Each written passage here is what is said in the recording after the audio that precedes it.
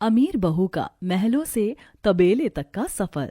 ओह God, मैं कहाँ आकर फंस गई। इतनी अमीर घराने की बेटी होकर मुझे तबेले में इन गायों का गोबर उठाना पड़ रहा है। कितनी बदबू है यहाँ, छी। तबेले में मौजूद सभी गायों का गोबर उठा उठाकर साक्षी काफी परेशान हो गई थी।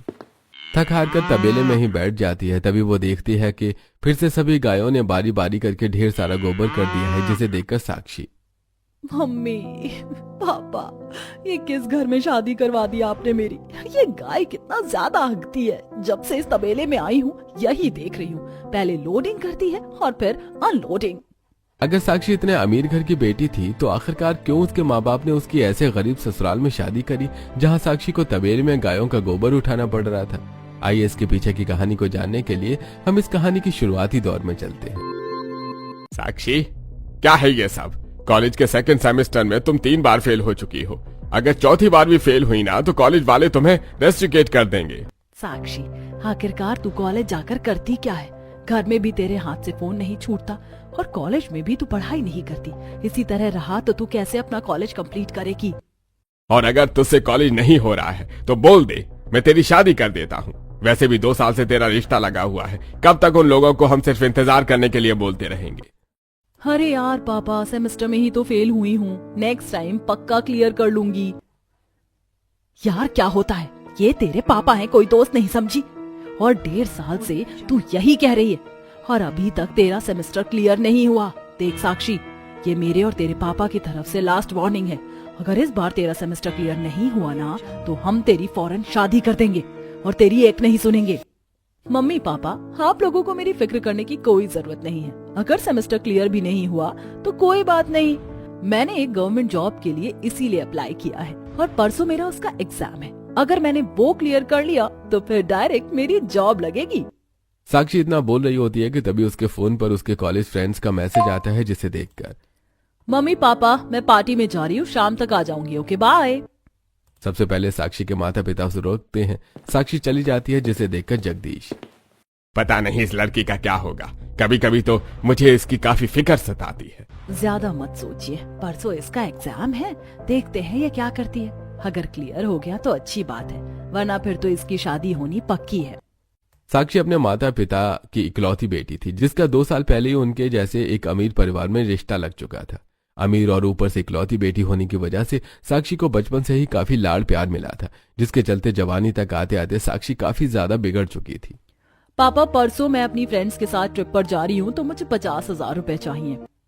50,000? तुम्हारा दिमाग तो खराब नहीं हो गया है साक्षी? भले हमारा बिजनेस है लेकिन उसे चलाने में भी बहुत मेहनत लगती है और तुम मेरे पैसों को पानी की तरह बहा देती हो। पिछले महीने तो तुम ट्रिप पर गई थी। और हाँ, याद आया, तुमने तो गवर्नमेंट जॉब के लिए एग्जाम दिया था ना, उसका रिजल्ट कब आएगा? आ जाएगा, और अगर आप पैसे नहीं दे रहे हैं तो कोई बात नहीं, मत दीजिए। वैसे भी आपका क्रेडिट कार्ड मेरे पास है, मैं उसे इस्तेमाल कर लूंगी। साक्षी अपने पिता का क्रेडिट कार्ड लेकर ट्रिप पर चली जाती है और जब साक्षी ट्रिप से वापस आती है तो उसे पता चलता है कि वो एग्जाम में फेल हो चुकी है। और जब ये बात साक्षी के माता पिता को पता चलती है तो, मुझे तो पता था कि तू इस बार भी फेल होगी। अब कोई जरूरत नहीं है कोई एग्जाम देने की। अब तो तू अपनी शादी की तैयारी कर। मैं अभी शादी नहीं करना चाहती, मेरी उम्र ही क्या है। मेरे सभी फ्रेंड्स अभी तक अनमैरिड हैं। तेरी पढ़ाई में हम पैसे लगा रहे हैं, ना कि तेरी दोस्त, समझी? इसलिए अब तेरी शादी होगी, वो भी अगले ही महीने। कभी कभी तो मुझे लगता है कि मैं आप लोगों की सगी नहीं, सौतेली औलाद हूँ। कोई अपने बच्चों के साथ ऐसा कैसे कर सकते हैं? मैं आप लोगों से कभी बात नहीं करूंगी। साक्षी रोते हुए बाहर चली जाती है। उस रात साक्षी क्लब में काफी सारी ड्रिंक कर लेती है। साक्षी को नशे की हालत में देखकर उसका कॉलेज फ्रेंड रोहन उसे छोड़ने के लिए घर आता है। तो वहीं जब साक्षी के माता पिता साक्षी को नशे की हालत में देखते हैं तो, ये भगवान, की मेरी बेटी को क्या हो गया है? ये इतने नशे में कैसे है? इसने शराब पी है? अंकल, आज साक्षी ने काफी ज्यादा ड्रिंक कर ली थी, इसलिए मैं इसे घर छोड़ने के लिए चला आया। जगदीश साक्षी को उसके कमरे में ले जाता है और अब वापस नीचे आकर, मुझे तो साक्षी की बहुत फिक्र हो रही है। पता नहीं आगे जाकर ये जिंदगी में क्या ही करेगी। हम उसे ऐसे नहीं छोड़ सकते। मैंने तो बस उसे गुस्से में कहा था कि अगले महीने में उसकी शादी कर दूंगा, लेकिन अब शायद मुझे इस बात को सच करना ही होगा। मैं आज ही समधी जी से बात करता हूँ। जगदीश अपने समधी को कॉल मिलाता है और अगले महीने की ही शादी की डेट फिक्स कर देता है। तो वहीं साक्षी भले अपने माता पिता से गुस्सा थी, लेकिन अब वो चाहकर भी कुछ नहीं कर सकती थी। कुछ दिनों में साक्षी की शादी की सारी रस्में शुरू हो जाती हैं और आज साक्षी के ससुराल से उसकी शादी का जोड़ा आता है, जिसे देखकर साक्षी, माँ मेरे ससुराल वाले तो हमारे जितने ही अमीर हैं, तो उन्होंने मुझे इस तरह का लहंगा क्यों भेजा है? ये तो बिल्कुल भी लेटेस्ट डिजाइन नहीं है, काफी सिंपल भी है और सस्ता भी लग रहा है। हमारे में तो ससुराल से ही लहंगा आता है, अब उनकी जो पसंद है इसमें हम बोल भी क्या सकते हैं। साक्षी की बात सुनकर ममता थोड़ी घबरा जाती है और जल्दी से कमरे से बाहर निकल आती है। इसी तरह कुछ दिन गुजरते हैं और आज साक्षी का शादी का दिन होता है। मंडप में बैठे बैठे साक्षी मन ही मन, आखिरकार मेरी शादी हो रही है। मैं इतनी जल्दी शादी करना तो नहीं चाहती थी, लेकिन अब हो गई है तो क्या करूं? होप सो ससुराल में जाकर भी मैं अपने मायके की तरह ही अपने ससुराल में भी जिंदगी जी सकूं। एक दिन में साक्षी की शादी की सारी रस्में पूरी हो जाती हैं और अपने मायके से विदा होकर साक्षी अपने ससुराल के लिए निकल पड़ती है। कुछ देर में साक्षी अपने ससुराल वालों के साथ उसके मायके की गाड़ी में बैठकर एक छोटे से टूटे फूटे घर में आती है, जिसकी थोड़ी बहुत लाइट्स और गेंदे के फूलों की डेकोरेशन हो रखी थी और आसपास बहुत थोड़े मेहमान भी होते हैं। उस घर को देखकर साक्षी, ये आप लोग कहाँ लेकर आए हैं मुझे? यहाँ आसपास कोई भी बंगला नहीं दिख रहा है। साक्षी बहू, तुझे किसने कहा कि अब हम बंगले में रहते हैं? यही हमारा घर है। ये झोपड़ी हमारा घर है। दादी जी, आप भी अच्छा मजाक कर लेती हैं। बताओ ना, हम यहाँ क्या कर रहे हैं? कहीं यहाँ भी तो कोई रिचुअल नहीं करना? साक्षी, दादी कोई मजाक नहीं कर रही हैं। यही हमारा घर है और तुम्हें भी अब हमारे साथ यहीं रहना है। ये सब हो क्या रहा है? अनूप, तुम्हारा परिवार भी तो मेरे परिवार की तरह अमीर है ना? और कौन सा अमीर ऐसे घर में रहता है? छोड़ो इस बारे में, मैं अपने पापा से खुद ही बात कर लेती हूँ। साक्षी जल्दी से अपने पिता जगदीश को कॉल करती है और उसे कॉल पर सारी बात बताती है, जिसे सुनकर जगदीश, साक्षी, तुम्हारे ससुराल वाले बिल्कुल ठीक कह रहे हैं। अब वही तुम्हारा घर है। शादी से 2 हफ्ते पहले ही उनका बिजनेस लॉस में चला गया और वो सब कुछ खो बैठे। मुझे जैसे ही बात पता चली तो मैं तुम्हें बताना चाहता था, लेकिन अगर बता देता तो तुम शादी से इनकार कर देती और सभी लोगों में शादी के गार्ड बढ़ चुके थे और मैं नहीं चाहता था कि हमारे घर में की कोई बदनामी हो। इसीलिए आपने बलि की बकरी मुझे बना दिया। अच्छा ठीक है, आपने मुझे नहीं बताया, लेकिन आपके पास तो इतना पैसा है, आप मेरे ससुराल वालों को एक अच्छा सा घर क्यों नहीं गिफ्ट कर देते? तुम्हें क्या लगता है इस बारे में मैंने सोचा नहीं? मैंने पहले ही इस बारे में तुम्हारे ससुर जी से बात की थी, लेकिन उन्हें अपना स्वाभिमान बहुत प्यारा है, इसलिए उन्होंने किसी भी तरह की मदद के लिए इनकार कर दिया। साक्षी बेटा, अब वही तुम्हारा घर है। जानता हूँ वहां तुम्हें थोड़ी बहुत परेशानी होगी, लेकिन धीरे धीरे आदत लग जाएगी। और हाँ, कहीं तुम ये सोचो कि तुम शादी करके मायके में आकर बैठ जाओ तो ऐसा नहीं होने वाला, समझी तुम? इतना कहकर जगदीश कॉल कट कर देता है तो वहीं साक्षी अब सदमे में चली जाती है। साक्षी बहू, अब यूं ही दहलीज पर खड़ी रहोगी या गृह प्रवेश की रस्म भी शुरू करोगी? साक्षी सदमे में ही अपना गृह प्रवेश करती है और अब थोड़ी देर बाद साक्षी की नंद मनीषा उसे उसके कमरे में लेकर जाती है। पूरे परिवार में एक पुरानी सी टूटे अलमारी और एक खाट होती है, जिसे देखकर साक्षी, ये कैसा कमरा है? मैं यहाँ रहूंगी और यहाँ तो बेड भी नहीं है। मुझे बेड पर सोने की आदत है, वो भी अपने कंफर्ट मैट्रेस पर। भाभी, अब तो हम सब इन चारपाई पर ही सोते हैं। पहले हम भी बेड पर ही सोया करते थे, लेकिन अब हमारे ऐसे हालात नहीं है कि हम लोग बेड ले सके। मैं क्या करूं? मैं अमीर घराने की बेटी हूं, मैं तो बेड पर ही सोऊंगी। साक्षी इतना बोल ही रही होती है कि तभी वहां साक्षी की दादी सास सुषमा उसके कमरे में आती है। क्या बातें चल रही हैं नंद भाभी में? भाभी कह रही हैं कि उन्हें बेड पर सोना है, उन्हें चारपाई पर सोने की आदत नहीं है। साक्षी बहू, हम भी कोई खानदानी गरीब नहीं है, कुछ वक्त पहले ही गरीब हुए हैं, और जब मैं 65 साल की बुढ़िया चारपाई पर सो सकती हूँ तो तू 25 साल की जवान लड़की होकर चारपाई पर सोने से कैसे नखरे कर रही है? सोना है तो सो, वरना रात भर उल्लू की तरह जाग। सुषमा का ऐसा जवाब सुनकर साक्षी का मुंह बन जाता है और वो न चाहते हुए भी उसी चारपाई पर सोने की कोशिश करती है कि तभी अचानक साक्षी को आसपास से गायों की आवाज आने लगती है। एक ये चारपाई इतनी ज्यादा अनकंफर्टेबल है और ऊपर से अब पता नहीं ये गायों की आवाज कहाँ से आ रही है। साक्षी रात भर काफी परेशान रहती है। तो वहीं अगले दिन साक्षी जब अपने कमरे से बाहर आती है तो देखती है कि उसकी कलावती ने उसके लिए आलू के पराठे बना रखे होते हैं। उठ गई तू? आज मैंने सबके लिए गर्मा गर्म आलू के पराठे बनाए और साथ में चाय। ये गरीबों वाला नाश्ता मैं नहीं करती, मुझे एवोकाडो टोस्ट और ऑरेंज जूस चाहिए। ये सब तो अमीर लोग खाते हैं, हम जैसे गरीब नहीं। अब जो है वो ही खा ले, और अगर तेरा मन नहीं है तो कोई बात नहीं बहू के हिस्से का पराठा तुम मुझे दे देना। साक्षी मुंह बनाकर कमरे में चली जाती है और भूखी रहती है। और ऐसे ही अब 2-4 दिन गुजर जाते हैं तो वहीं अब कलावती और मनीषा घर के काम कर रही होती हैं।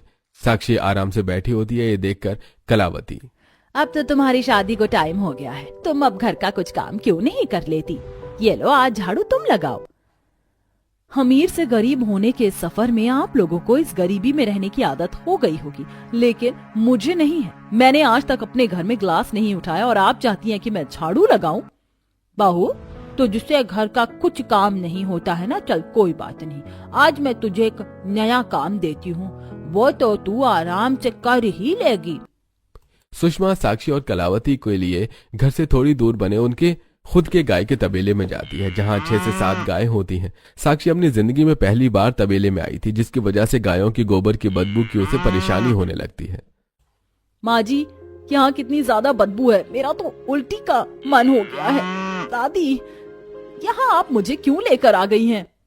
बाहू, यही वो जगह है जहाँ से हमारी रोजी रोटी चलती। बिजनेस डूब जाने के बाद हमारा बस ये तबेला ही बचा था, तो अच्छा हुआ कि मैंने इसे कभी किसी को बेचने नहीं दिया, वरना आज तो हम खाने खाने के मोहताज हो जाते हैं। तेरे पति और देवर की थोड़ी बहुत कमाई से घर थोड़ी ना चल सकता है, इसीलिए अब मैं चाहती हूँ कि तू इस तबेले को संभाले। दादी, ये आप क्या कह रही हैं?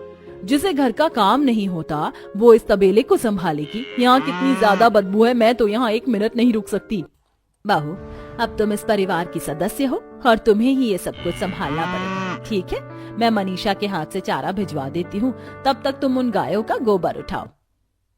कलावती और सुषमा साक्षी की एक नहीं सुनती और वहां से चली जाती हैं। साक्षी आसपास पड़े ढेर सारे गोबर और गायों को देखकर मुंह बना रही होती है। तभी वहां चारा लिए मनीषा आती है।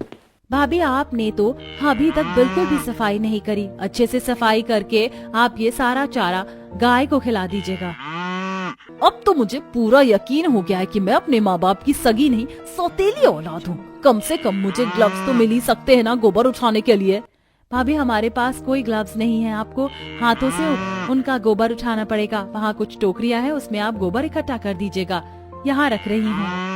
इतना कहकर मनीषा चली जाती है, जिसके बाद अब साक्षी मुंह बनाते हुए टोकरी उठाती है और गायों के पास जाकर उसमें गोबर भरने लगती है। साक्षी जैसे जैसे गोबर को उठा रही थी वैसे वैसे वो गाय और भर भर के गोबर कर रही थी। काश ये बुरा सपना हो जो बस टूटने ही वाला हो। अब समझ आया कि रात में गायों की इतनी आवाज क्यों आ रही थी, कहीं मुझे किसी ने श्राप तो नहीं दे दिया। लेकिन मैंने तो किसी के साथ कुछ बुरा नहीं किया। अगर मैं मन लगाकर पढ़ाई करके एग्जाम क्लियर करती तो आज कम से कम यहाँ तो नहीं होती। साक्षी के पास गोबर को उठाने के अलावा कुछ और काम नहीं था। रोते हुए सही, लेकिन साक्षी सारा गोबर टोकरी में भरकर एक तरफ रख देती है और अब गायों को चारा खिलाने लगती है कि तभी गाय तेज आवाज करनी शुरू कर देती है, जिससे साक्षी को काफी ज्यादा परेशानी होती है। अरे चारा खिला तो रही हूँ तो इतना क्यों चिल्ला रही हो? चिल्ला चिल्ला कर सर में दर्द करके रख दिया है तुम गायों ने। मेरी माँ जब भी गाय को खिलाने को मुझे रोटी देती थी तो मैं मना कर देती थी। अगर उस दिन खिला देती तो शायद आज ये दिन नहीं देखना पड़ता। साक्षी सभी को चारा खिलाकर बैठी होती है कि तभी वो सभी गाय दोबारा से गोबर कर देती हैं, जिसे देखकर साक्षी रोने लगती है। और ऐसे ही साक्षी का पूरा दिन गायों का गोबर उठाने में निकल जाता है। शाम को अनूप जैसे फैक्ट्री से ही तबेले में आता है तो अनूप को देखकर साक्षी रोते हुए उसके पास आती है। आप आ गए। पता है आज आपकी दादी और माँ ने मुझसे गायों का पूरा तबेला साफ करवाया। पता नहीं ये गाय दिन में कितनी बार हकती रहती है, खाती रहती है, फिर रख देती है, फिर खाती है, फिर रख देती है। साक्षी, मैं जानता हूँ तुम्हें इन सब चीजों की आदत नहीं है, लेकिन हम लोग भी एडजस्ट कर रहे हैं ना। और अब तुम ये नहीं संभालोगी तो कौन संभालेगा? पापा जी, माँ और दादी तो अब ये काम कर नहीं सकते और मैं और केतन तो फैक्ट्री में काम करते हैं और मनीषा भी पढ़ाई कर रही है, तो बची तुम ही तो ये सब संभालोगी। साक्षी काफी ज्यादा परेशान थी, लेकिन अब वो चाहकर भी कुछ नहीं कर सकती थी और अब पूरी तरह से तबेले को संभालने की जिम्मेदारी साक्षी पर आ चुकी थी। मम्मी पापा को कब से कॉल करने की कोशिश कर रही हूँ, लेकिन इनका कॉल तो लग ही नहीं रहा। लगता है मुझे यहाँ फंसाकर ये दोनों कहीं निकल गए होंगे घूमने के लिए। एक तो ये बदबू आती ही सीधा सर में चढ़ जाती है। इन गायों ने कितनी गंदगी मचा रखी है, हद होती है। साक्षी इतनी गंदगी को देखकर तबेले में एक साफ सी जगह ढूंढकर बैठ जाती है कि तभी साक्षी का ससुर सुरेश तबेले में आता है। तुम्हें तबेले में आए हुए 2 घंटे से ऊपर हो गए हैं और तुम अभी तक ऐसे ही बैठी हो। एक काम करो, आज तुम सबसे पहले गायों को नहला दो, काफी गंदी हो गई है ये। हाँ, बस अब यही रह गया था। पहले तो इस तबेले जैसे ससुराल में आकर फंस गई और अभी गायों को नहलाओ। खुद तो मैं आलसपन के मारे 2 दिन में एक बार नहाती थी और अब इन गायों को मुझे रोज नहलाना पड़ेगा। साक्षी उन गाय को नहलाना नहीं चाहती थी, लेकिन अपने ससुर के आगे साक्षी क्या ही करती। जिसके बाद अब साक्षी गाय पर ढेर सारा पानी डाल देती है और जब उन पर साबुन लगाने लगती है तभी गाय साक्षी के मुंह पर अपना पूंछ घुमाकर मार देती है। तेरी ऐसी की तैसी, एक तो नहला रही हूँ और ऊपर से तूने अपनी गंदी पूंछ मेरे मुंह पर मार दी। अब तू ऐसे ही रहेगी, मैं नहीं नहला रही तुझे। साक्षी गुस्से में साबुन पर फेंक कर सीधा घर आ जाती है। साक्षी को इस तरह अचानक घर आता देखकर सुषमा, अरे साक्षी बहू, तू इतनी जल्दी घर कैसे आ गई? नहला दिया तूने सारी गायों को अच्छे से? पहले खुद तो नहा लूं, तब तो उन्हें नहलाऊंगी। पूंछ मार मार कर सारे कपड़े पर साबुन साबुन कर दिया। साक्षी इतना कहकर गुस्से में सीधा बाथरूम में चली जाती है। तो वहीं अब साक्षी को पूरा पूरा दिन तबेले में रहकर ही गुजारा करना होता है। कभी गायों का चारा खिलाओ, कभी उनका गोबर उठाओ, तो कभी कुछ न कुछ तबेले में काम करते रहो। कभी सोचा नहीं था इस तरह तबेले में बैठकर मुझे रोते हुए रोटी खानी पड़ेगी। शादी से पहले मेरी जिंदगी के दिन कितने ज्यादा सुहाने हुआ करते थे।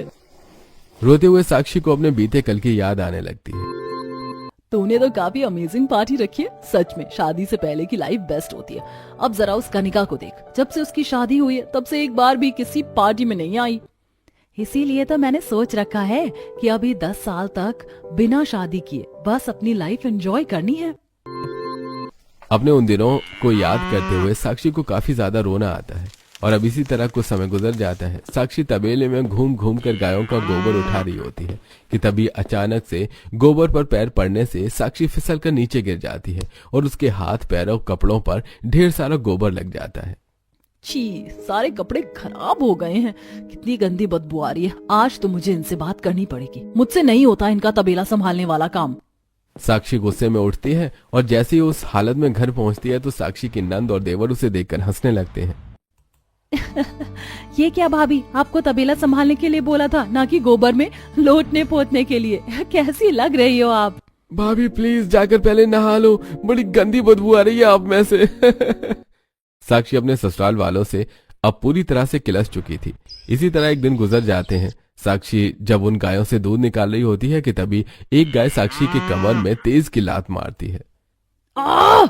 मेरी कमर, रोज तुम्हारा गोबर उठाओ, तुम्हारी गंदगी साफ करो, चारा खिलाओ और उल्टा तुम मुझे ही लात मार रहे हो।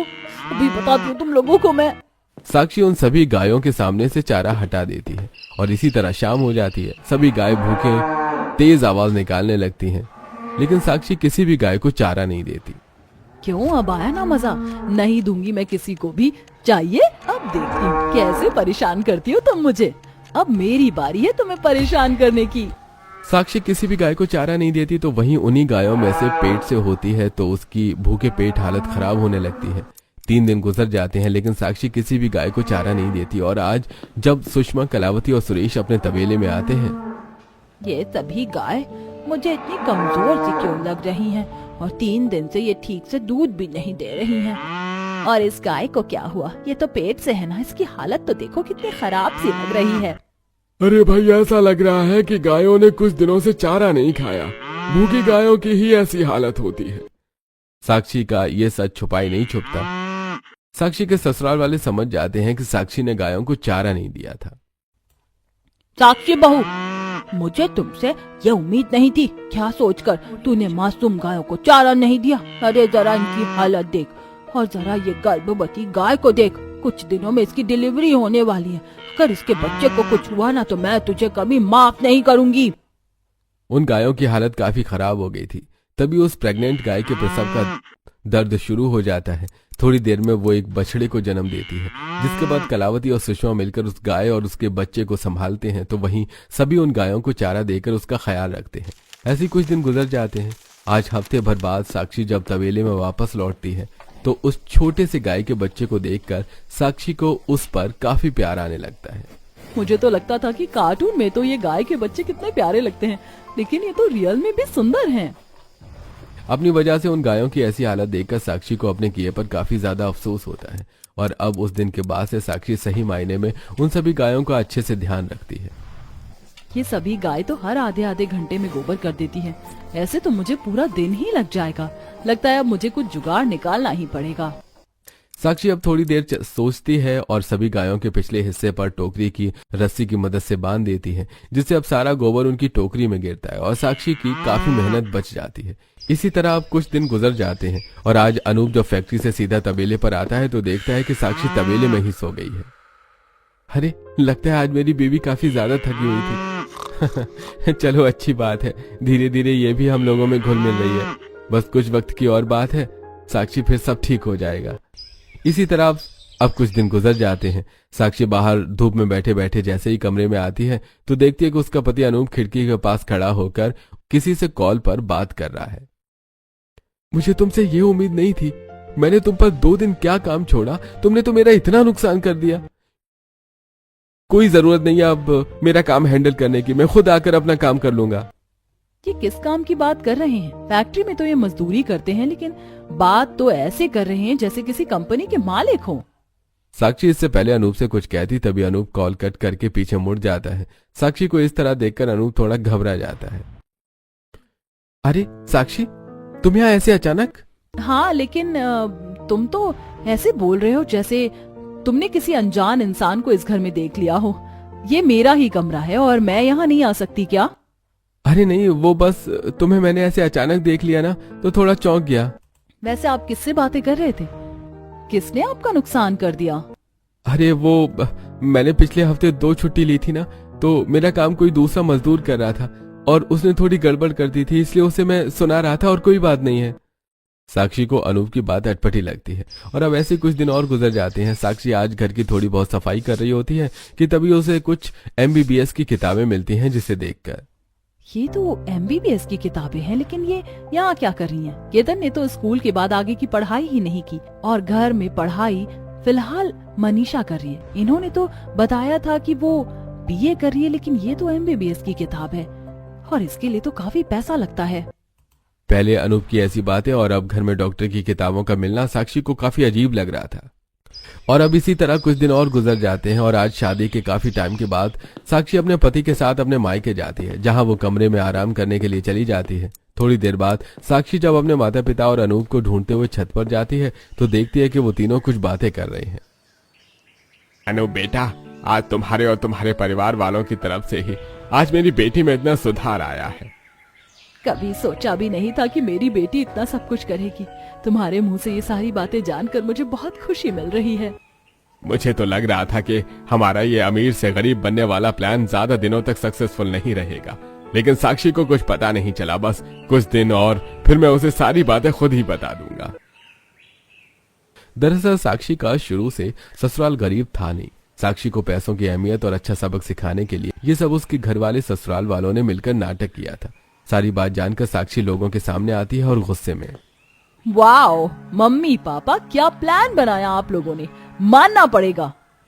अरे तुम पहले शांत दिमाग से मेरी बात सुनो, मैं तुम्हें सारी चीजें एक्सप्लेन करता हूँ। मुझे आपकी कोई बातें नहीं सुननी। धीरे धीरे मैं आपकी फैमिली को अपनाने लगी थी, सारी चीजें समझ रही थी, लेकिन आज सच्चाई जानकर मुझे सच में काफी बुरा लग रहा है। मैं जा रही हूँ यहाँ से। साक्षी अपना बैग लेती है और अपने माँ के घर से चली जाती है। तो वहीं जब अनूप अपने घर पहुंचता है तो उसे वहां साक्षी नहीं मिलती। इसी तरह 1-2 दिन गुजर जाते हैं और अब अनूप और उसका पूरा परिवार वापस अपने पुराने घर में आ चुका था। अनूप बेटा, मुझे तो बहू की काफी फिक्र हो रही है। ना ही वो अपने मायके में है और ना ही घर आई। पता नहीं साक्षी कहाँ गई होगी। उसके सभी दोस्तों से कांटेक्ट कर लिया। भैया, मुझे लग रहा है कि हमें पुलिस में खबर कर देनी चाहिए भाभी के गायब होने की। अनूप ने हर जगह साक्षी को ढूंढ लिया था, सिवाय अपने तबेले के। अनूप को जैसी बात याद आती है तो वो जल्दी से तबेले में जाता है और देखता है कि साक्षी तबेले में ही है और सभी गायों को चारा दे रही है। साक्षी को देख अनूप की जान में जान आती है। साक्षी, तुम यहाँ हो? पता है, मुझे पहले से ही लग रहा था कि तुम यहीं होगी, लेकिन जिससे तुम इतना परेशान थी वही गुस्सा होकर वापस क्यों आ जाओगी? आप लोगों से गुस्सा हूँ, इन मासूम गायों से नहीं। पहले मुझे इस तबेले में रहना बिल्कुल पसंद नहीं था, लेकिन धीरे धीरे यहाँ की ऐसी आदत हो गई कि यहाँ से निकलने का मन ही नहीं करता।